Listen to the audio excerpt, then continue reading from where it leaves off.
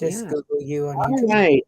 So here we go. This is another episode of Brave Indigenous Conversation with Joan Jack. And today we have KHUDEISHÉEXH, and I'll be starting the way I always start. I mean, I'm not sure. I should have checked, but I think this is episode maybe 25. I like to start by reading a piece of writing that was done by a woman, Mickey Scottby Jones, a Black woman from the United States who's gone to the spirit world now. And this is what she had to say: an invitation to a brave space. Together we will create brave space. There is no such thing as a safe space. We exist in the real world. We all carry scars, and we all have all caused wounds. In this space, we seek to turn down the volume of the outside world. We amplify voices that fight to be heard elsewhere. We call each other to more truth and love. We have the right to start somewhere and continue to grow. We have the responsibility to examine what we think we know. We will not be perfect.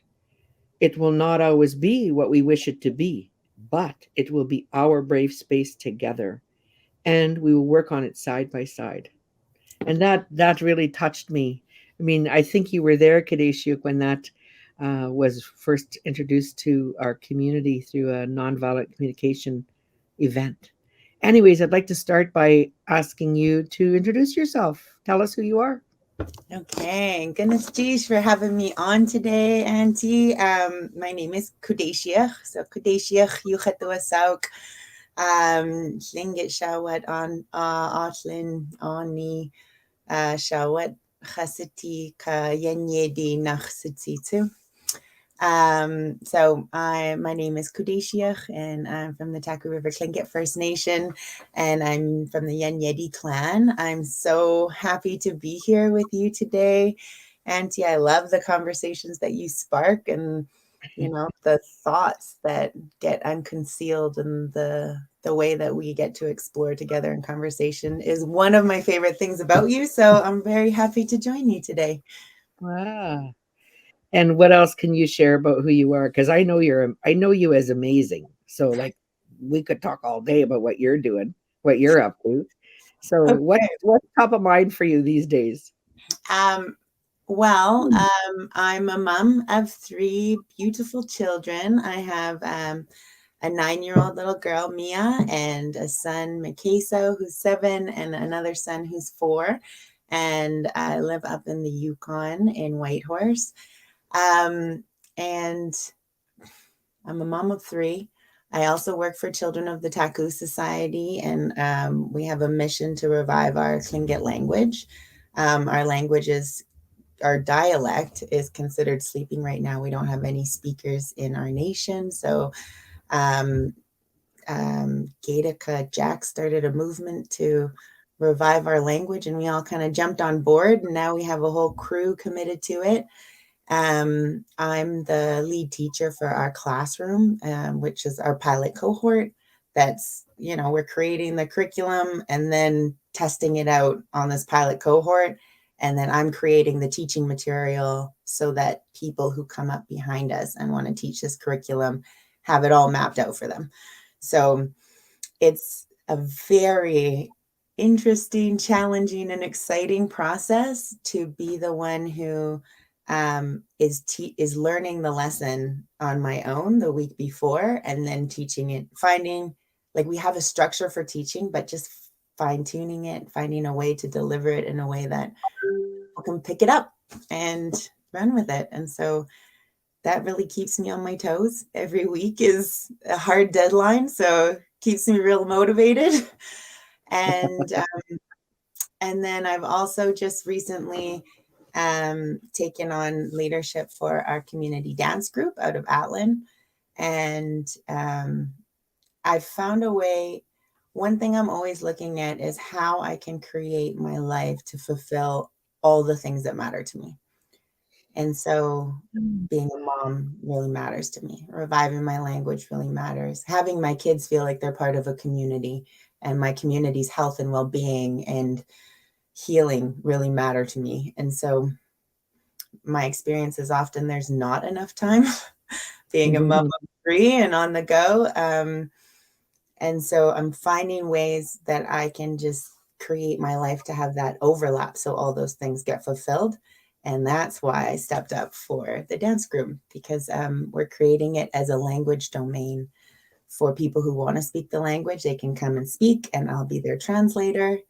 And, a place where everybody matters and everybody has a role, and anyone who wants their language has access to it. Like, it just fulfills all those things.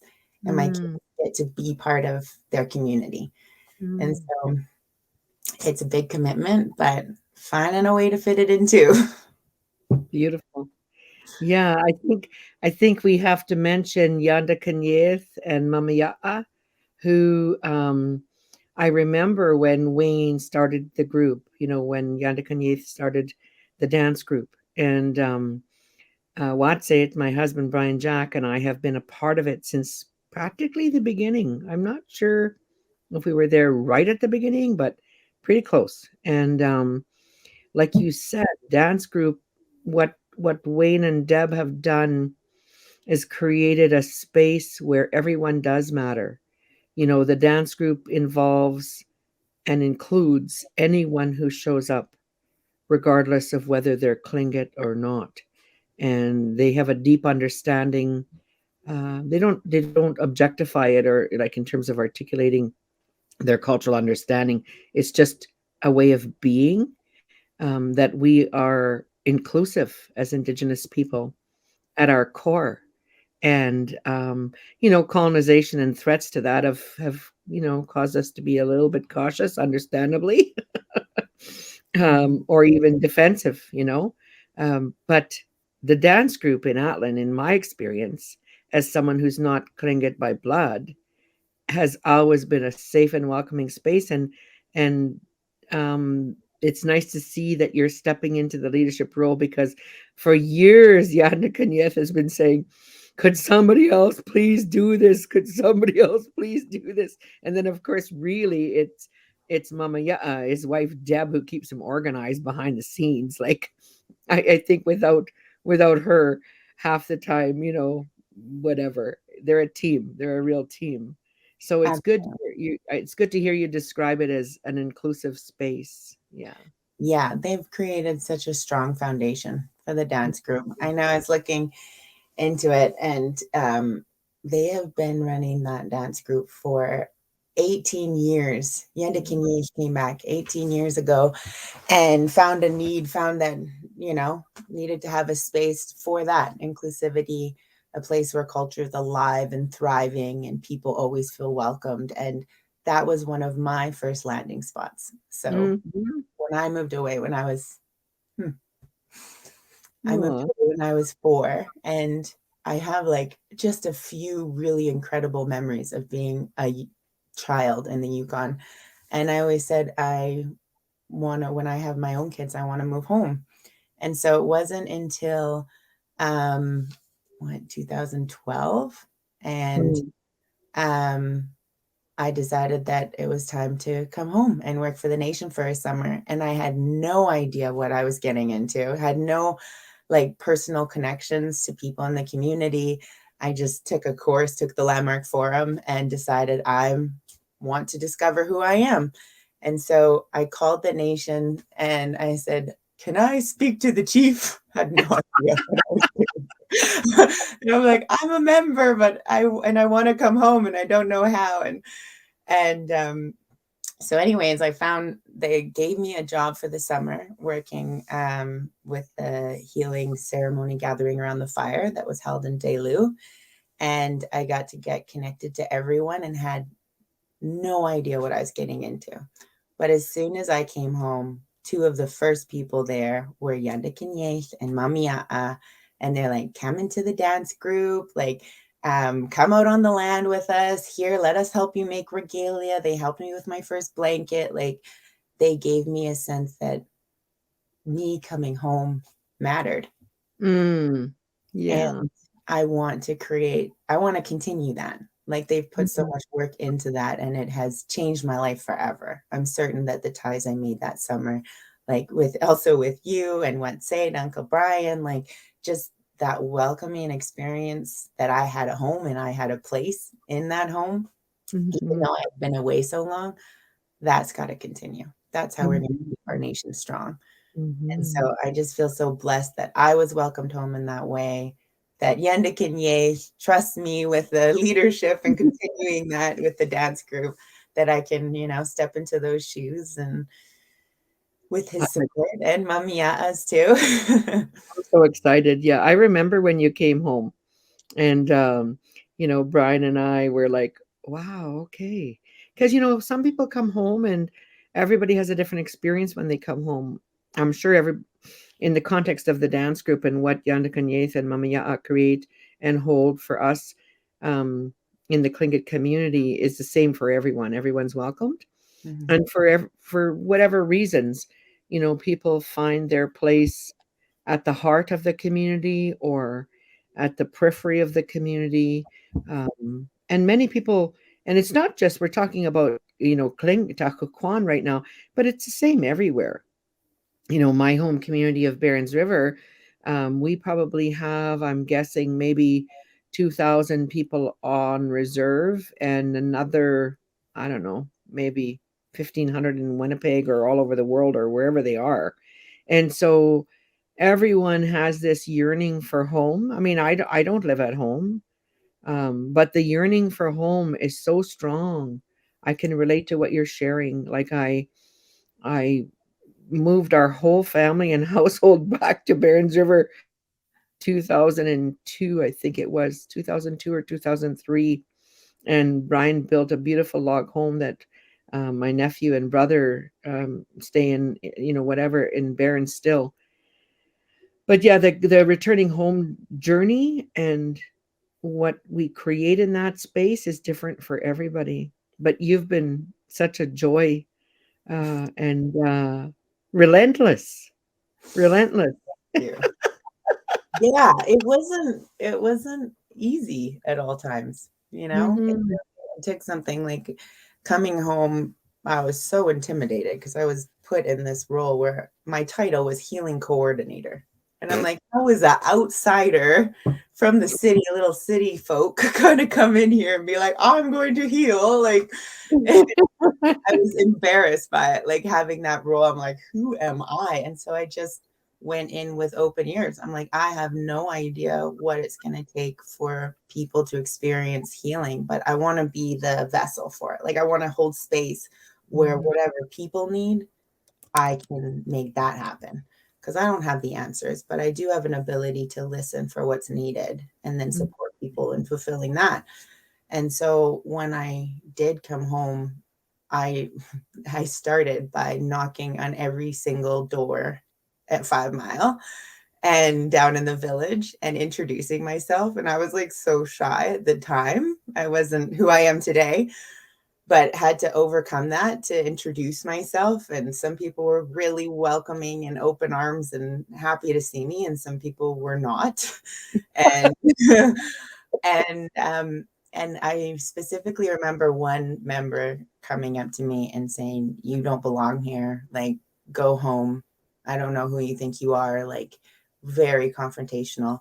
And I was like, "I'm so sorry you feel that way." And mhm, we have like gatherings every week. I would love to see you there. I will never come to one of your gatherings. Like, very, very clear communication.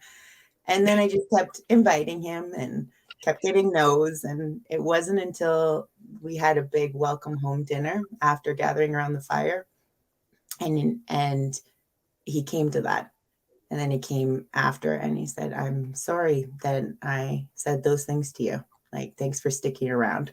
mhm, And that was like, mhm, made it all worthwhile. mhm.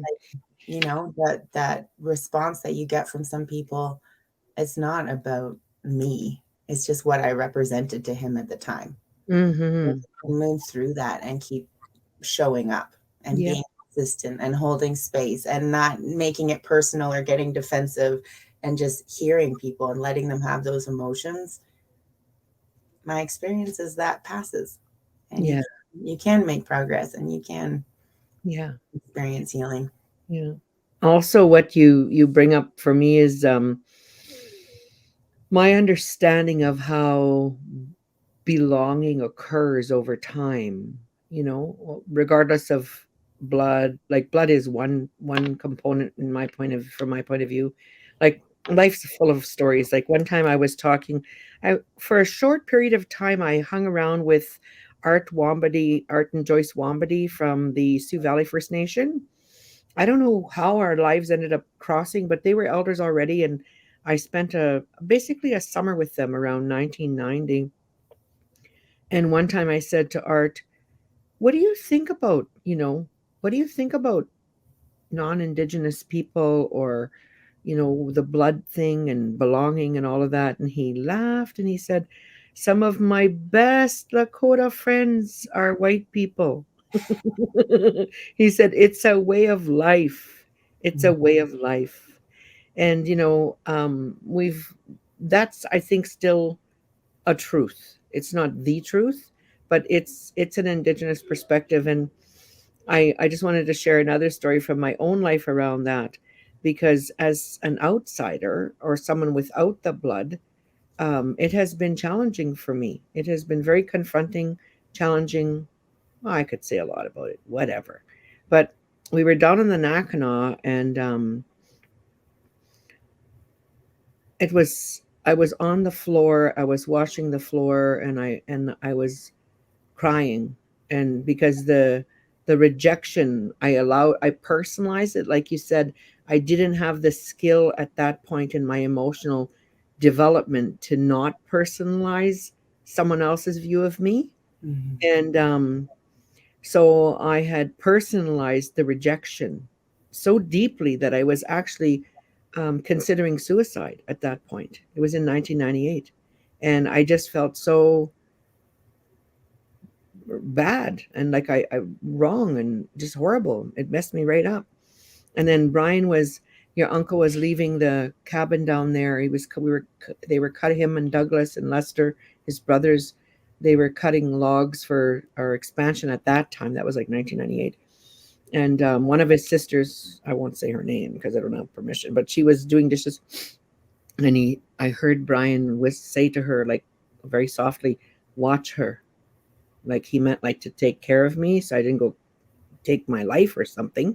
And so she just shook her head at him. I happened to see them out of the corner of my eye. And then he got out the door, and then the door had barely, closed, and she was wiping her hands with that dishcloth, and she came over to me. She's quite a short, powerful Tlingit woman, and she said, get up right now." And I was like, all snotty and crying, and, I'm no good and whatever. And so I stood up. She said, "You know what's wrong with you?" I said, "What's wrong?" "You're a big baby." And I was like, now I can laugh, but I was so confronted. And she said to me, "You just got here. We don't even know you. We don't even know who you are. So stop crying about it." And so I've thought about that moment. Like at that point in time, I had been married to her brother for 7 years. I Mhm. had been living in the community 7 years. But from her point of view, I had just arrived. I had just got there. And as time has gone on and I've grown emotionally, and I can really value that. Like I can really see from an indigenous perspective, because our world is relational. It's all about relationship and responsibilities within those relationships. So it's not about rights, you know? So when we show up, you know, I have a right to be here because I'm married to Brian Jack. Well, whatever. Yeah, Yeah. Eh? yeah, Anyway, yeah. absolutely. I don't know if I want to go down this rabbit hole anymore. Uh, but Yeah. you've made such a difference because um, you're such a joyful, brave, free person, you know? Yeah, intentional. I see you living an intentional life, purposeful life. Thank I want to tell one story that maybe I shouldn't, but and then we'll go back to you about your language work, because your dad told it. Your dad told it in the language class, and he didn't say don't tell, So, um, I'm assuming it's okay to share what he shared because I thought it was so profound. We were talking about in a checkout in the language class in a checkout circle. We were talking about what being in the language class meant to us and the impact it was having on our lives. And he said, I want to share with you what happened the other day. He said, I was watching my daughter, Genoa, with her boy, and she was cooking supper, and he went and wanted something like a small child would. And she said to him, I told you I'm cooking supper right now. I'll be with you as soon as I'm done getting supper ready. He went away for a little while and he came back again. Mom, I already told you I've got to make supper for everybody, the whole family kind of thing, not just you. I'll be right there. And he went away again. And then it chokes me up, actually. It makes me want to cry. And then he said he came back again and asked for what he wanted in the Tlingit language. And he said, my daughter stopped what she was doing right there. Do you remember that moment? Yeah. So powerful. So powerful. That a child has been taught to see the value in speaking his language because it's going to get his needs met. I ignore my children until they speak Tlingit. No.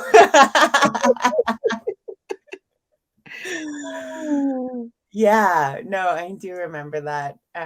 It's been quite a process in teaching my kids Tlingit when they don't have anybody else to talk to. Like, there's not other Tlingit kids like running around trying to speak Tlingit with them. There's no space that just is held for Tlingit. There's not a demand for them to speak Tlingit. And so I speak as much Tlingit. Anything I know how to say in Tlingit, I will say it in Tlingit first, and then I'll try and act it out if I have time. If I don't, then I'll say it in English. Kind of goes like that. So their comprehension is really good. Like, I can say Mhm. to them and they know what I'm trying to say, but they do not respond back. And so Mm. when they use Tlingit unprompted, like, they often repeat after me. Like, if we're telling stories or something, I'll say it after I do, and then they will. And or if we're playing language games, they will repeat after me. But it's so rare that they initiate the Tlingit, that they Mm. a moment like that Mm. is huge for me too. Mhm. So my promise is that anytime something like that happens, I stop everything I'm Of course. doing and they have my Mhm. undivided attention. And now, like, Tlingit time, our intentional Tlingit language time, is some of our most connected time because Mm. they know that, like, I will not be picking up my phone or looking at my phone. I will not be distracted by adult conversations. I will not. That is such sacred time in our Mhm. family that they Mhm. know that they'll have my undivided attention. And so that's how I'm breaking through that piece about getting them to speak, is Mhm. that their experience for them. And then there's a thing in the Paul Creek. It's the Paul Creek curriculum or Paul Creek methodology that COTS is using and how do you say, not changing the core of it, but adapting to your situation. So I don't know if the idea of language nests is a part of that methodology, but I think that's where, like, I want to create a language nest in the kitchen down Nakano. Like I said that to Gatica already, that I want to try anyway. I mean, I know we're not going to be speaking fluent Tlingit, but the things we need to say in the kitchen, um, I want to learn how to say them so that we can work together in the kitchen. And then if people come into the kitchen, then they need to ask for what they need in the language. And so, can you share anything about the whole language nesting? Um, Yeah, for sure. So we call it language domains, mm, and it's really a space that is designated for the language. And so mm, when we're in an environment that's English speaking, there's a call, there's a demand to speak English. It becomes the easier way to communicate, the most universal. Everybody knows it's inclusive, like, just by nature that everyone knows it. And so creating something that's not that is very challenging. And so we Mm. have some ideas around that, and some variations that you can do to create a language domain.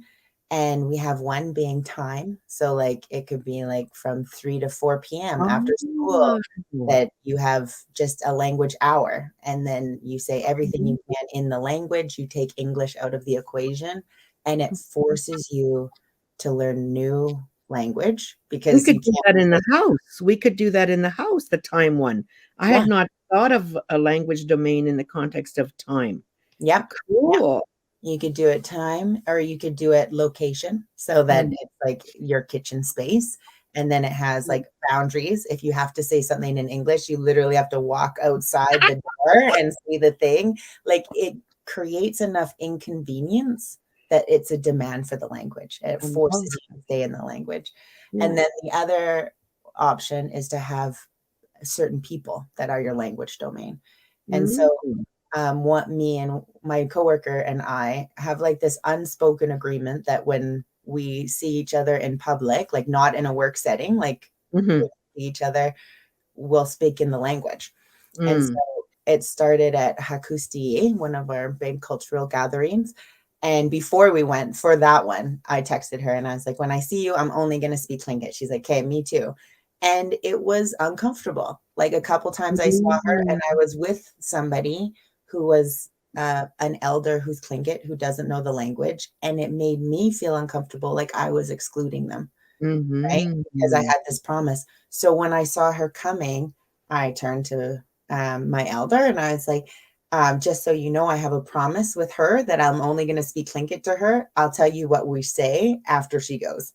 And so Mm. like, I had to find a way to Right. overcome the uncomfortableness of it in order Mm. to honor that promise.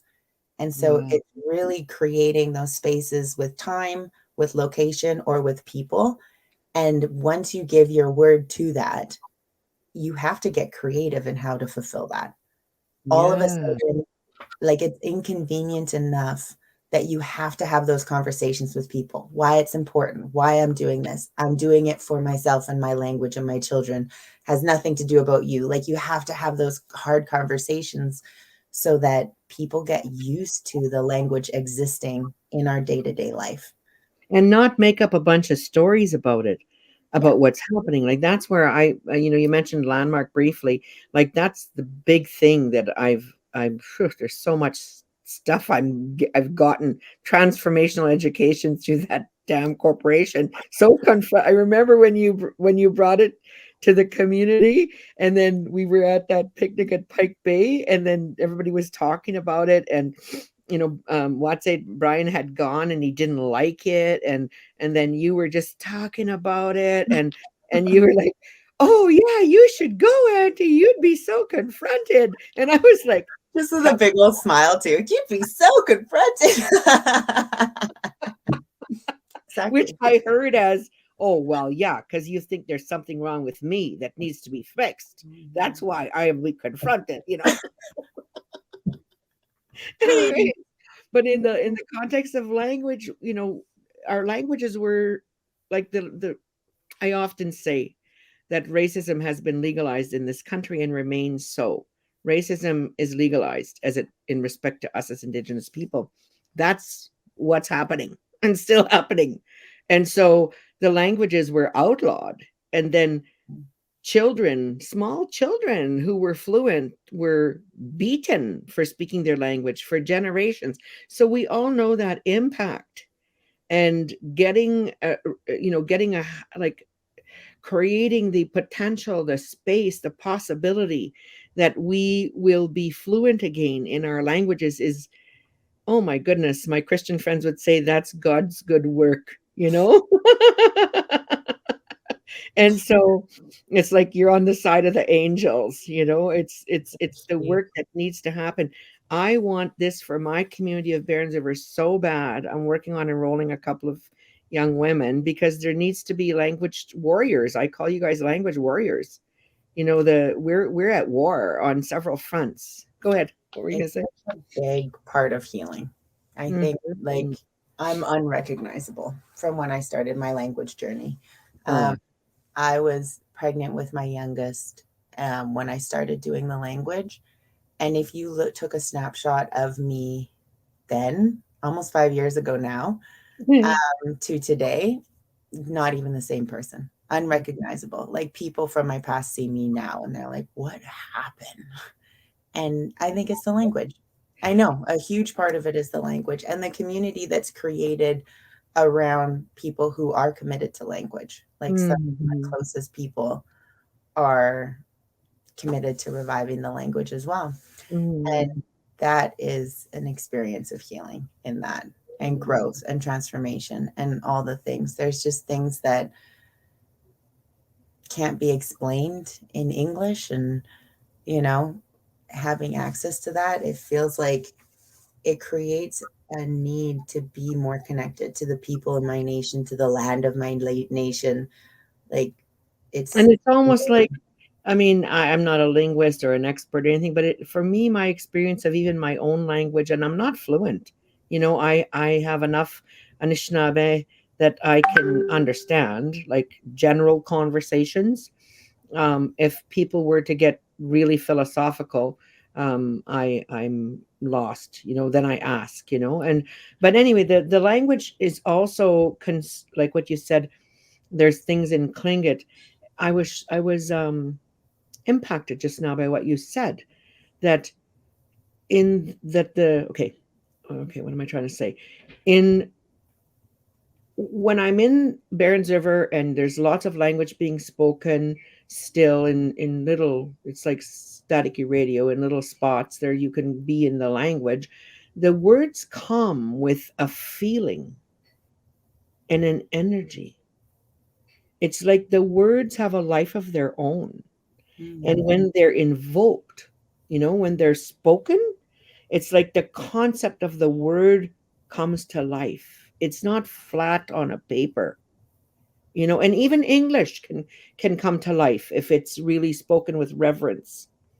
So it's like that with my lived experience of my own indigenous language, where I can just sit in that space, and even if I don't even know, maybe I know only 60% or 80% of what they're saying, I just feel cozy, and I can get the feelings that come along with it. And mm, sometimes I get colors, and sometimes I get like images, like, and so it's a whole textural thing. And that you said just now, as someone who didn't grow up listening to the language, that in your revitalization of your own language, there are things now already that you can't explain in English, just confirmed for me what I know, that those words have life. And when we speak them, they come into our space. Huh? mm. Yeah, That's so beautiful. absolutely. And I Yeah. think I'm just on the brink of it. Like now, Mm. considered intermediate, not I think, we are considered intermediate speakers. And I still say that I'm speaking like the level of a 5-year-old, maybe, but I've been studying for 5 years. So it's appropriate that I'm at about a 5-year-old, especially considering that we don't have the immersion spaces and we have a lot of things stacked up against us. But now there's moments where I have Tlingit first, and then I have to be like, what did I just say? And then there's a Mm. moment, um, like, I don't know who's listening in, or if you talk about landmark, or, Oh yeah, go ahead, talk there's any about that. context about that. I But love you. yeah, so with or participate with Landmark Worldwide, and it's like self-development and transformational programs, and it's reliable for that. You're like continuously, if you choose, you can continuously transform. And that's one of my life purposes. I'm always doing self-development and growth and transformation practices and stuff like that. And I'm in the wellness seminar right now, and Mm. we just had our one of our sessions, and they created that all of this story that I made about health and well-being. Like, consider myself a pretty healthy person, and I have a yoga practice, and I eat really healthy. I drink like 3 liters of water a day. Like, I have all these practices that are really good and healthy. But I have it like when I don't do those, that I'm bad or I'm not on top of my life or things are getting Mm. out of hand or I'm drowning or I'm overwhelmed. Like I have such a big story about it and I make myself wrong for it. And so in this past week, or past 2 weeks, I took over leadership of the dance group. We have 3 practices every 2 weeks. I ran a teacher's training for 9 language groups that are looking at taking on our curriculum and 12 new teachers who are looking at teaching the curriculum. Like it has been such a big couple weeks for me. And I stopped all my healthy practices. And I was like, oh my gosh, like it's too much. I can't keep up and da da da, like just making myself wrong. And then in this conversation, all of a sudden, I got that those were just stories I made up. And it's just been weighing me down. And then the moment that I got that internal dialogue that just kept going round and round, there was nothing. There was just like empty space. And the first thing that came to mind was KHUDEISHÉEXH we dis yachyati. And I Mm. was like, what is that? Like I had to like think for a minute. And then what those words mean to me, and it might not be a direct translation, but it's like my existence is like the moon or is the same as the moon and it Oh, comes in cycles. beautiful. So there's moments where I get to prioritize myself and I have time to do yoga and eat healthy and do all that. And then there's times where I'm making a difference and my life has a purpose and I'm putting myself and putting my own needs aside temporarily so that I can make the difference I want. And then as soon as I got that, I'm like, okay, like look at what I accomplished in these last 2 weeks. That was so Mhm. worth giving up the yoga practice. And then the next day I did yoga. But it Mhm. took like actually giving up all those stories to be like, oh, this is part of the cycle. And that the first words that came to me in that moment were Klingit was like, Mhm. wow, it's part of my transformation now. My language Yeah. is going to help me through my own transformation and being the person that I want to be and that I'm meant to be in this That's lifetime. so awesome. See, your spirit, I would say, how the story I'm making up is, I would say, your spirit is speaking to you in Klingit now. Yeah. Actually, that reminds me on our last in-person dance group in Atlin, Mhm. I have a promise to say everything in Tlingit first and then translate for everybody. And I was saying like my mom is helping me and she's coming to dance practice with my kids. And I was like, we need a nickname for her because she doesn't have a Tlingit name. And the first thought in the morning of dance practice was Kakait Achi, and it's like loon song. And she was like, Mm. moon is her special animal and all Yeah. this. And I was telling everybody this. My first thought in my head, or the first thing I thought in my head this morning was Kakait Chi. And then I finished the story, translated in English. And then what said, Uncle Brian was like, that's a beautiful story, but it's not Mm. your sha, it's not your head, it's your spirit. And I, Ah. "Ach, tawuye yawaka." My spirit said kakichi. So Yeah, I'm making that transition yeah, too and yeah. acknowledging spirit has a So voice. beautiful. So Yeah. your brother Vincent just commented saying, "I hope I can watch the rest of this incredible conversation later. I have to go snorkeling." He must be on holiday. He He's says, in Mexico. "Iksehan." Sorry about the Oh, spelling. Yeah. John. Oh, I love you too, Yeah, brother. yeah, Ixihan too. yeah. So I just wanted to segue a bit back to the comment I made about the stories we make up about in the context of revitalization of a language. Um, so the what's so for me, like the way it is for me, is that when I was in law school, I because I'm only conversational, like are you hungry, are you cold, and whatever, where are you from, like that. Uh, I did, I was learning about legal concepts and stuff, and I thought, well, these must be in our language too. So Mm, I phoned fluent speakers, and I soon realized that I had to phone about 5 or 6 before I'd get that feeling I talked about earlier about the concept, the idea, the fullness of the concept. Because our languages, what I understand about them is that they're conceptual and action based, and not noun, like not subject object based. They're more like, one time my dad said to me, no, he just joined us.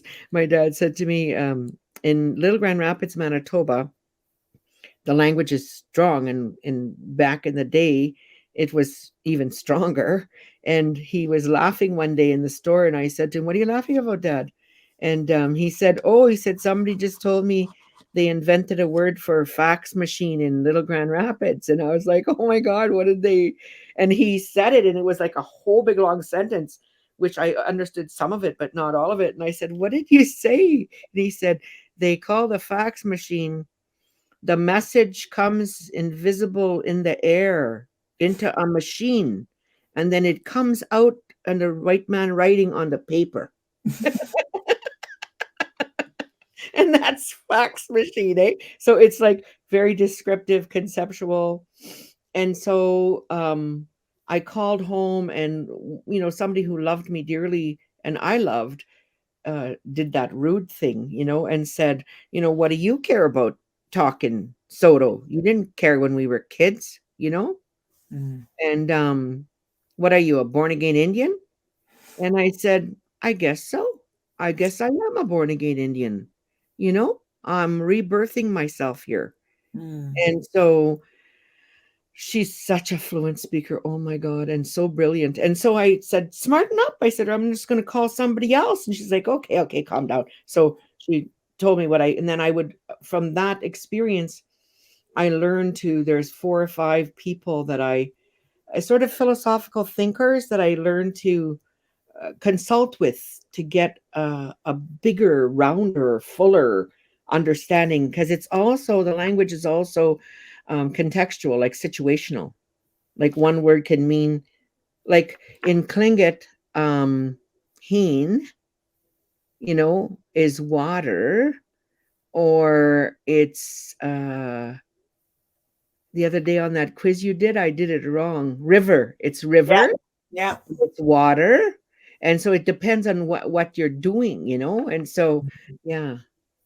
So Yeah. people make up stories is my point. You're reviving your language, you're powerfully impacting the world by doing that. Everybody at COTS is doing that. And there's going to be some people that personalize that and are threatened by that. Mm. Indigenous people, because they're not doing it. Or who knows what story they're making up. They're just making up their own damn story because they're having their life, you know? Yeah. Yeah. I think it really comes down to like personal integrity. Like Mm, create a life for yourself that you love. And mm, I wish that for everybody. mm, And if I'm getting negative responses from people about what I'm doing, like that shows a dissatisfaction with what they're doing. And I have compassion for that. mm-hmm. Yeah. And it's like, I'm sorry that you're in a place that, you know, you Mm, can't see the excitement and the aliveness and the, you know, what's going on over here. And so I don't want people, I want to keep standing in that that's possible, yeah. and no matter what comes up from it, no matter how it triggers people, no matter what it brings up for people.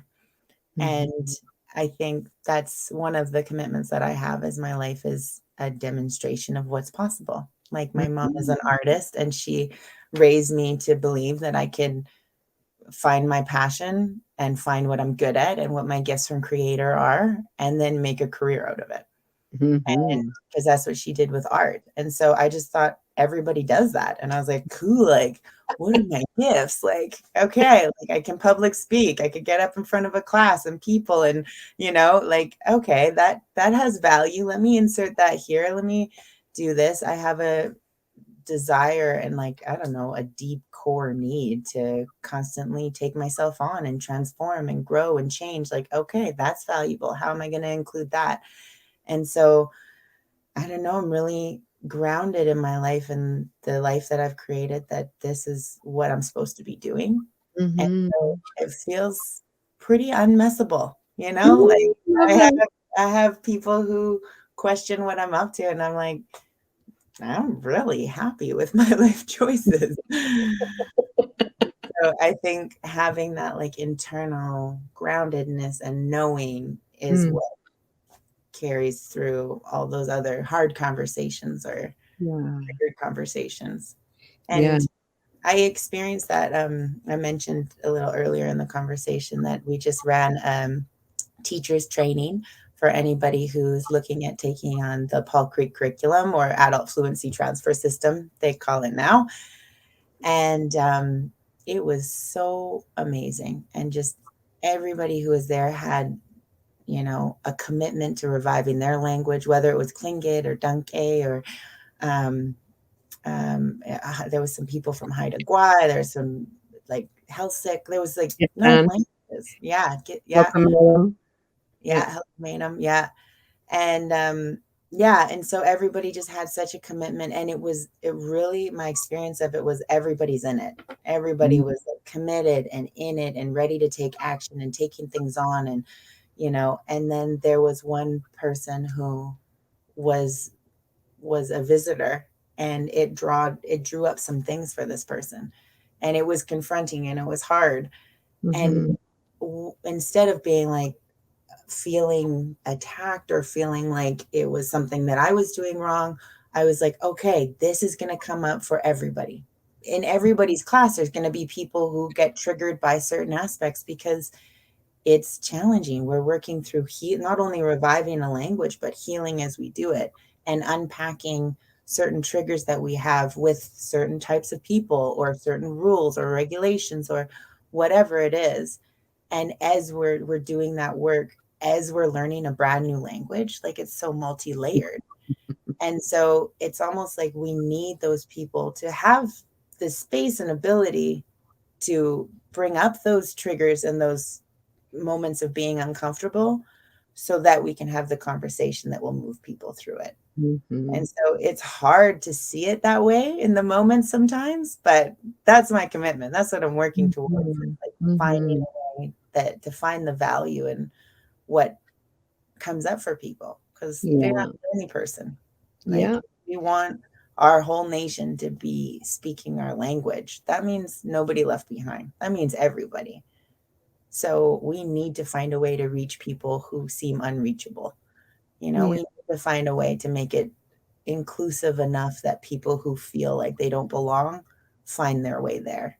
Ah. And we don't have that yet. We're just creating the space for it. And so Mhm, learning as we go, for sure. mhm. Yeah, like I said, I just wish this so bad for my home community. I wish this for so many communities because it's a methodology that, I swear in life. So this is not the kind of podcast where we're all perfect.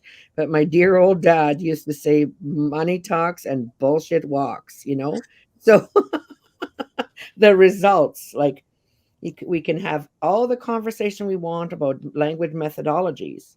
But if we're not ending up with fluent speakers, well, yeah, that was interesting.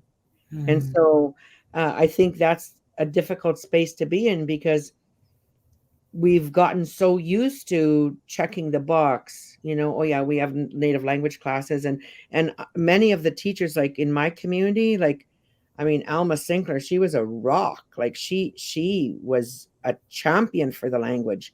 Like if you would have given Alma a methodology like this, no one would have lost their language in Barons River or be anywhere near losing it. So it's a methodology that really produces fluency, mhm. proven. Yeah. So, if you want a six pack, you got to do the sit ups. That's just how it is. You know, I wanted to just also say that, I can't, I'm so happy with the transformational. I thank you for I don't know if you were clueless or brave or what, but we didn't really know each other much back then. But when you said, "Oh my God, yeah, you should go," you'll be so confronted. Probably clueless. And I I have was just unleashed too. I was yeah, like, you were so unleashed, like, just enrolling everybody, "Yeah, bring your dog, whatever." And so I'm in that space too still, like, I have benefited so much, and I am my intention is to create a life of my own design, not in response to circumstance. Huh? You know? "Wonderful." And so, you know, where I'm at with that is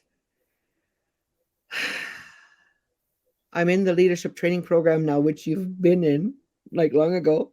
I could see all of the things you learned too in the handling of that moment with the person who was a residential school survivor, and I had brought up that issue, which opened the door for him. And I was like, "Oh no, that's not what I meant to happen," but it was happening. And he was like, "I'm glad you brought that up because that's how I'm feeling," and blah, all over the place. And then 3 or 4 people also said, "Yeah, I'm really worried." And how you handled that was so perfect. Like Mm. nobody, you didn't make anyone wrong. Like it was, and I know you got that from your transformational education. Thank you. All the work paid off. Right? You don't feel it in the moment always, but No, no, it was so smooth. Like I just thought, wow, okay, that's what I want to be able to do. And yeah. I this is my 4th time registering in the leadership training program, and the 3 other times I've withdrawn because I was just too confronted. And Mm. there's nothing wrong. Like it just wasn't what I was prepared to do, you know? Yeah. Yeah. And, and this time, of course, I'm still confronted, and I'll just we're running out of time, but I just wanna end with this is what I'm discovering, and this is an Indigenous podcast, so this is a brave Indigenous conversation, so we just visit and ramble about whatever, I don't know what the hell we're gonna talk about, we'll talk about it.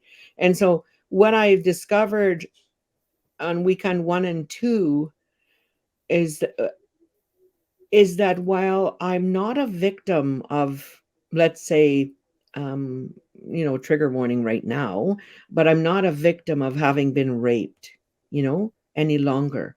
Like I don't see the world, you know, through that lens. And so there's lots of personal things I've overcome, domestic violence, or I've moved through, or whatever. So I had it like I wasn't a victim anymore and that I was a champion. And what I discovered was that I had just, uh, it's like when you have moose roast the night before and then you turn it into a really great soup tomorrow, you know? Still moose, still It's moose. still moose.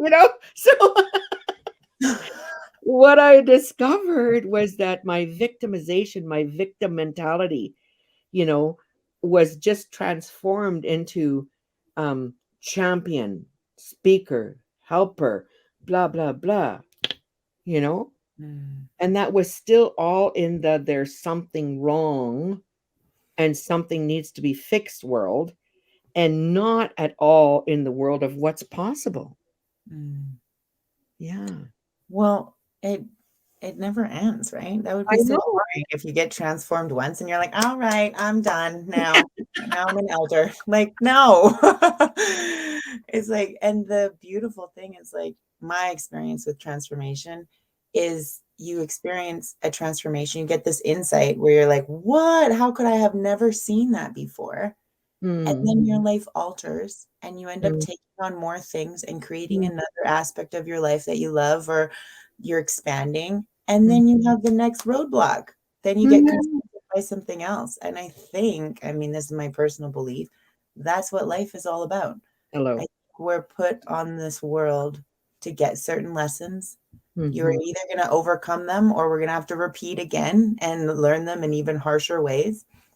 I always say that my lessons come in threes if I'm not paying attention. Like Yeah, it will be time to notice something and the lessons will get fiercer and fiercer until it's intolerable. And yeah, then I'm like, all right, I need to like take care of this. yeah, And my experience is like, I hope that never ends because I think I'll be dead then.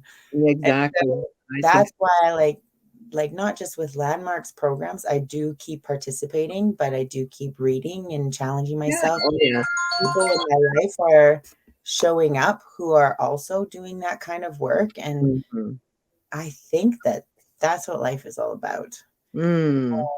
And yeah, I hope I keep growing and changing and keep getting confronted. I have this thing that I don't know if it's I don't know, a strength or a weakness, but as soon as things get good, like just easy, I'm like, wow, I'm killing this mom thing. Like, I nailed that. Like, my work stuff, I'm on top of it. Like, look at all these check marks in my bullet journal. Like, as soon as I'm doing really good, I'm like, time to take on the dance group and take on the next big thing that blows the lid off. And then I'm like woohooing, we say, like just doggy paddling and Yeah. getting back on top of it.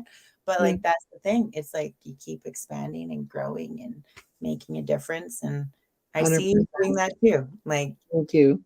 yeah, and Yeah. like, Yeah. taking on the next thing all the time. Yeah. And when I was I did that leadership course you're talking about when I was, I don't know, maybe 22 or 23. Wow.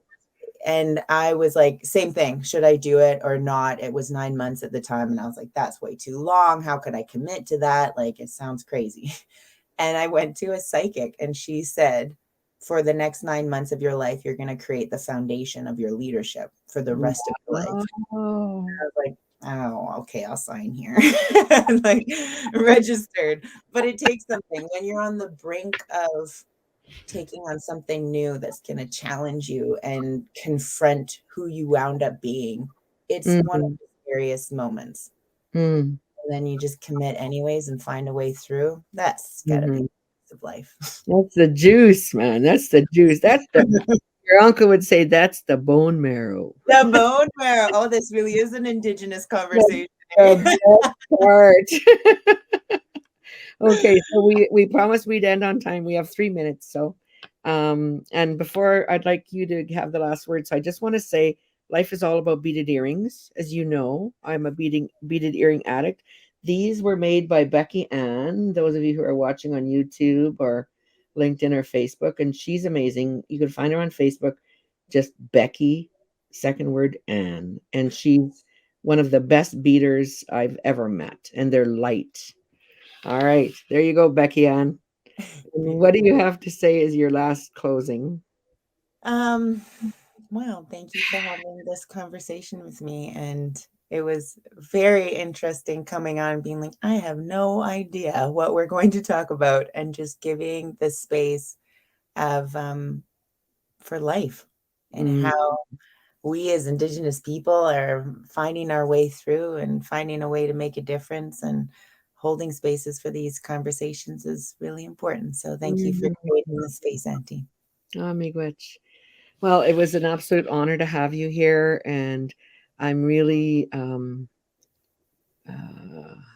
I don't know, like, I love watching you and watching you, like you said, take on the next thing. And I was saying to my son-in-law, Steve, the other day, I said, I think life is like this. You climb, you climb, you climb. I said, like on the trail, like he hunts a lot. I said, like when you're out in the mountains, you're climbing up a ravine, and if you're lucky, you'll get to a pine flat. And then you walk along for a while. Whew, this is nice. I'm good. And then, oh, gotta climb again, eh? And that's just how life is. Yeah. Sometimes those spots where it's good walking are longer, you know? And sometimes they're like, I don't know. When you're going with your Uncle Brian in the bush, you could be in the next ravine in 15 minutes. It's like, oh my God, don't go any shortcuts with him. Okay, my But we dear, get I'm to gonna, amazing places, though. oh yeah, I've seen some amazing things in the territory with him. Yeah, and walked there on my own 2 feet. Yeah. Okay, I'm going to end our thing and then we'll say goodbye off air. Okay, Thanks. thanks you everybody for listening. And I'm not very professional about this, but please share it. Like if you whenever you do listen to it, please share it on your own media. And you can find me on Spotify, Brave Indigenous Conversations with Joan Jack. And yeah, let's blow this up. Joe Rogan, move over. Thank you for having me, Auntie.